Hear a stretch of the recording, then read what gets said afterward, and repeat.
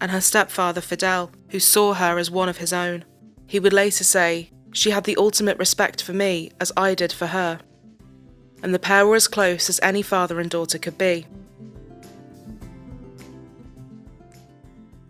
Family was everything to Elizabeth. She always put others' needs before her own and was ready to give help to anyone who needed it. Whilst at Diamond Hill Jarvis High School, she met Rodolfo Arellano, also known as Rudy, and the pair began a relationship. They would go on to marry and shared 4 children together, 3 sons and a daughter, to whom Elizabeth was completely devoted. She was determined to bring them up to be respectful and kind, and this is behaviour that she would demonstrate to them. She was a deeply committed Christian and went to church regularly. Her kind and giving personality was reflected in her job as a medical assistant, a profession she took great pride in and had done for several years. Her life was busy, with 4 beautiful children and a great career. It seemed to be going well for her. However, her marriage to Rudy would later start to fall apart due to his controlling behaviour. By April of 2016, and after 13 years together, Elizabeth had decided to file for divorce. She had moved out of the family home and gone back to her parents' house, taking her children with her. She was ready to begin a new chapter and take on any challenges that were coming her way. This was not an easy decision for her to make, but she knew it was the right one.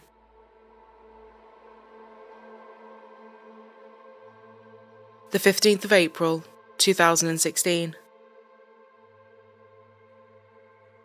In spite of everything going on with her marriage, Elizabeth appeared to be happy and doing well during the day. That evening, she had gone out with some of her girlfriends from work to a local place for happy hour, giving her the chance to unwind and have some fun. After enjoying the night out, she headed back to her parents' house in the early morning hours of the 16th of April. After she pulled up outside, she contacted one of her colleagues she had been out with and told them that she was back home safe.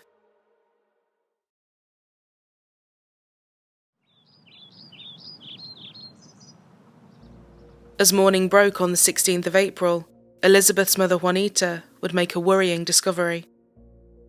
Elizabeth was not in the house. Despite looking everywhere for her, she was nowhere to be found. As Juanita went outside, she found Elizabeth's car, seemingly abandoned. It contained several personal items that one would expect someone to take with them if they were to go anywhere, including her purse and phone, which was still on the passenger seat. The key was still in the ignition. This was completely out of character for Elizabeth. There was no way she would disappear and not tell anyone where she was going, or what her intentions were. She also would never leave her children. She had seemingly pulled up outside the house, and then vanished. Her mother knew something was seriously wrong, so reported her daughter as missing. As police arrived on scene, a missing persons investigation was launched. They needed to establish the timeline of events leading up to her going missing, so they spoke to those who knew her, one of which was her estranged husband, Rudy. The officers headed over to his house to talk to him. He said that he had last heard from her at 2:39 on the morning she was last seen, after she had come back from her night out. According to him, she said that she had arrived home and would be bringing the children to his place as soon as possible. He said that she explained she was going to spend the night in a hotel once she had dropped the children off at his house. When she failed to turn up, he told the officers that he assumed she had decided against bringing them and instead chose to remain where she was. The police needed to know what his movements had been that day in order to rule him out. He said he had spent the day with one of his friends and that he had got home at around midnight, saying he had stayed in his house until 7:30 a.m. As the search for the missing mother continued, a phone call to 911 from just a few hours before at 3:30 a.m. would blow the case wide open.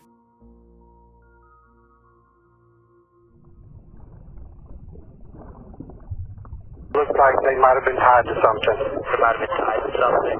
Yeah, they hit the water and they're gone.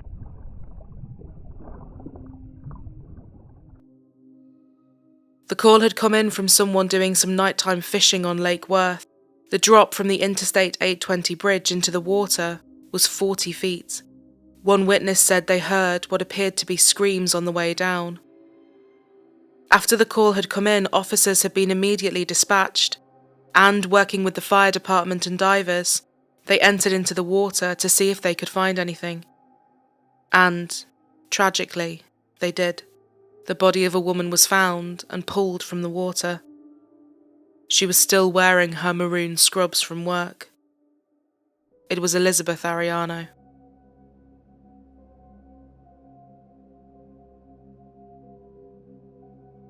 When her body had been retrieved from the water, they found that a 119-pound rock had been tied around her neck. The Tarrant County Medical Examiner ruled her death as a homicide, the result of drowning and the concrete rock weighing her down. The weight had been tied around her neck to ensure that her body did not come up to the surface. The police said, "We believe this was an attempt to conceal the body." Horrifyingly, she had been alive when she had gone into the water. Elizabeth Arellano had been murdered. Her life had been ended in a way so brutal it shocked even the most tenured of officers. The police were now in a race against time to find whoever was responsible. They were clearly capable of unimaginable cruelty, and they needed to be stopped. They had many theories they had to consider. Had she been followed home by someone from the bar? Had an opportunist abducted and killed her after seeing her arrive home? Had this been someone lying in wait? One of the first things the police needed to do was establish who was where at the time of her murder, and rule out as many people as possible. Rudy was adamant that he was at home at the time, and that he had nothing to do with it. As news began to spread about what had happened, people in the community were in disbelief, stunned that something so brutal could happen. A neighbour told CBS 11, "How can somebody do something like that? I don't understand how people can be so evil and so mean to another human being." A GoFundMe was set up to help cover the costs of her funeral, and before long, it had raised more than $11,000. Rudy posted this to his Facebook page, and various flyers to benefits in memory of Elizabeth. Before long, her family and friends gathered for her funeral. Johanna had purchased a turtleneck for Elizabeth to wear, disguising the rope marks around her neck. Devastated, she stood next to Rudy by her sister's coffin. Although Rudy appeared to be a heartbroken widower, his behaviour did not come across that way to investigators. When they had spoken to him, he didn't seem worried. He didn't seem concerned. Even though their marriage appeared to be over, she was still someone he had spent his life with, and she was the mother of his children, so his apparent lack of concern was strange. As the police continued to investigate Elizabeth's murder, they began to examine the CCTV footage from around the area, and this would give them their first solid lead. At 3:02 a.m. on the morning she went missing, a white pickup truck was seen driving away from where her parents had lived. Rudy owned a white pickup truck. An affidavit would later say this direction of travel would be the most direct path from the last place Elizabeth's vehicle was seen on camera and where she was found. In spite of his insistence that he had been at home that night, mobile phone data and mapping would also blow huge holes in his alibi. When looking into his phone records, it showed that his phone had pinged close to the house Elizabeth's parents had lived in on the morning she had disappeared. As the investigations continued, police discovered that when Elizabeth had gone out with her friends on the evening of the 15th, Rudy had made several attempts to contact her. He had sent her a message asking her when she would be clocking off from work, and records showed that he had been in the vicinity of her workplace when he had tried to get hold of her. He had also tried to call her, but she hadn't answered. Phone analysis showed he had moved from her place of work to her parents' home, knowing that's where she was staying. The picture that was being painted was a disturbing one, but detectives needed to continue to build their case against him and find more evidence that contradicted what he had told them and linked him to what had happened to Elizabeth. In order to do this, a search warrant was issued for his house, According to an affidavit, the police showed the rope that had been used to attach the concrete to Elizabeth's body to her oldest son. It was rope that he recognised. He recalled that he had been playing with the same rope in the back garden, and he had noticed when it had disappeared. They also showed him a picture of the concrete. He recognised this too. It looked just like some concrete that had been in the garden after his father had replaced a fence for one of his friends. The fence posts had been encased in concrete. The same concrete was also found in his truck. With the evidence piling up, investigators believed that she had arrived home from her night out, and he had ambushed her before she was able to get inside and proceeded to kidnap her. He had then taken her to the Interstate 820 bridge that ran over Lake Worth and threw her off it, with the rock tied to her neck.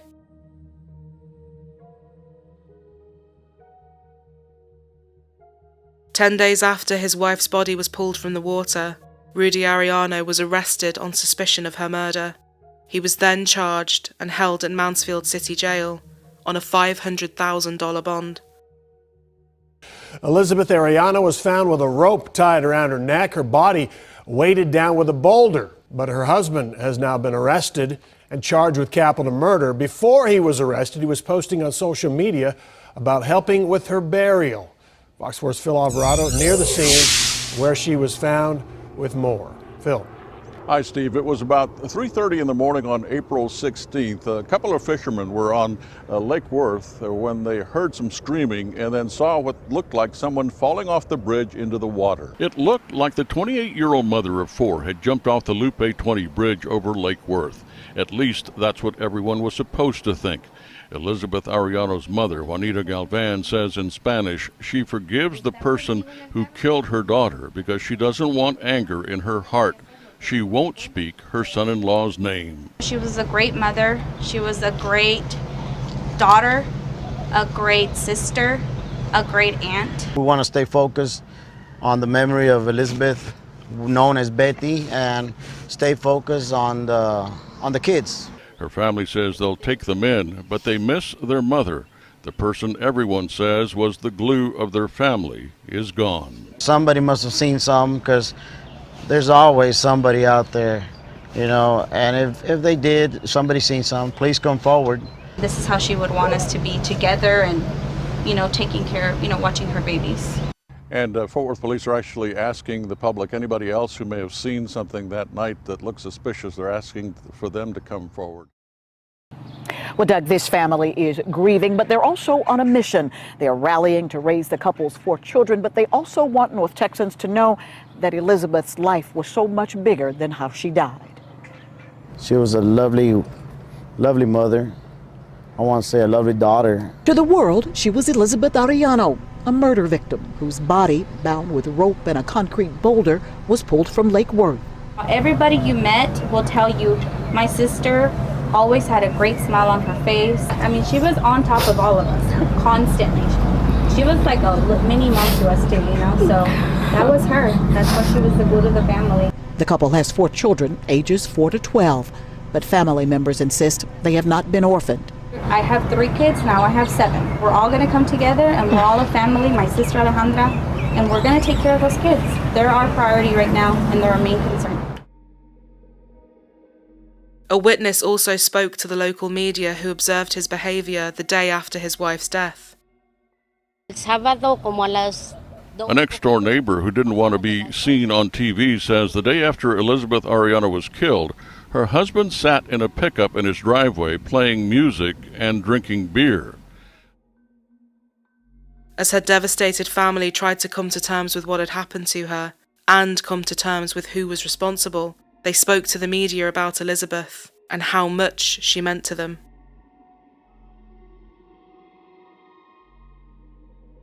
Rudy Arellano continued to deny any involvement, but he was soon forced to make a decision. If he entered a plea of not guilty, and if he were convicted by a jury at trial, then he would face the death penalty. With this in mind, he took a plea deal her family had agreed to, and on Wednesday the 30th of January 2019, Rudy Arellano entered a plea of guilty to the kidnapping and murder of his wife Elizabeth, thus taking the death penalty off the table. for the family of his wife a chance to face him in court after he pleaded guilty to that crime. A grieving mother collapses after coming face to face with her daughter's killer. He was also confronted by the victim's furious sisters. You are a monster. I hate you. I hate you. You're a piece of. Arellano's coldness was shocking. Just 2 hours after he had brutally murdered the mother of his children, he had posted a meme to Facebook that said, "How long can one go without drinking before they die?" And he commented, "I'm already worried." He had pretended to be the devastated husband crying by his wife's coffin. He had lied to the people that had loved and cared for him, people that he had known for years. He offered no explanation. He offered no apology. Rudy Arellano was subsequently sentenced to life in prison without the possibility of parole. His defense lawyer said that the plea deal was the correct resolution. Elizabeth's family said they took comfort in knowing he would never, ever be released. Johanna, Elizabeth's sister, gave an emotional victim impact statement. You robbed all of us from being able to enjoy the wonderful and beautiful human that she was.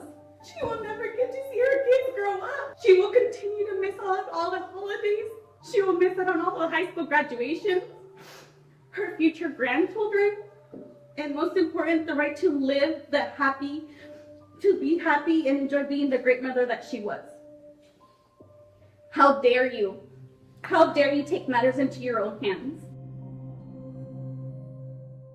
She also recalled standing next to him at Elizabeth's funeral. She said, "You knew what you did, yet you stood in front of her body crying with me. You told me the day of her burial that you wished it was you in there, and how you just wanted to lay there with her. That when you married her, you knew it would be until death do you part, but didn't know that it would happen so soon. You're a coward." Elizabeth's stepfather Fidel also spoke about her children. The children cry often. They miss their mother very much. You took her away from them, and now you will spend the rest of your life behind bars, wondering what would have become of them. Hope you're right here. Thank you. Outside the courtroom, Elizabeth's family spoke to the media. She lived for those kids. They were her world. And we're going to continue to talk about her every single day like we still do, and remember her and keep her memory alive always, always.